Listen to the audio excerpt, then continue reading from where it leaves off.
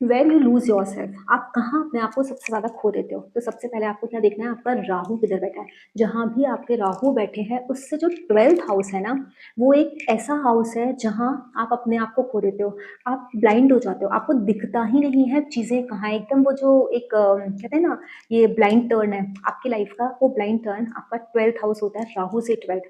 Suppose अगर उस 12th house में वीनस बैठा है, आप लव के लिए ब्लाइंड हो जाओगे। आपको समझ में ही नहीं आएगा कि प्यार के आगे आपको दुनिया नहीं दिखेगी, पैसे के आगे दुनिया नहीं दिखेगी। Venus is money also. Moon बैठा है तो इमोशंस आपके ना लॉजिक के ऊपर हावी हो जाएंगे, क्योंकि ये क्या है, राहु लॉजिक है ना। तो वहाँ राहु की कोई भी हरकतें काम नहीं करते। वहाँ आप पैसा भी लूज कर सकते हो, आप स्टेबिलिटी लूज कर सकते हो, आप अपने इमोशंस को लूज कर सकते हो। तो 12th house becomes very vulnerable from Rahu. तो राहु से जब 12th हाउस आपका एक्टिवेट होता है चार्ट में किसी भी तरीके से, चाहे वो ट्रांसिट से या दशा महादशा से, you have to be very very cautious.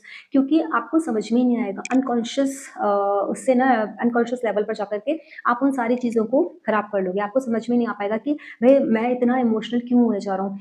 ये इमोशंस तो कभी मेरी वीकनेस नहीं बनी थी, लेकिन ये क्यों इस पर्टिकुलर केस में क्यों बन गए, वो इसलिए बन गए। और ऐसा होता है ना कभी कभी कि एक टाइम के लिए आप किसी के लिए बहुत ज़्यादा इमोशनल हो, और दूसरे टाइम के बाद आपको समझ में आता है कुछ वक्त के बाद कि unnecessary I was thinking a lot about it. फिर आपको वो इंटेंसिटी फील नहीं होती है। ये रीजन है कि जब राहु से 12th हाउस आपका एक्टिवेट होता है तो वो आपके लीकेज पॉइंट बन जाता है। वहां पे आप लीक करने लगते हो, आपकी स्ट्रेंथ लूज करने लगते हो।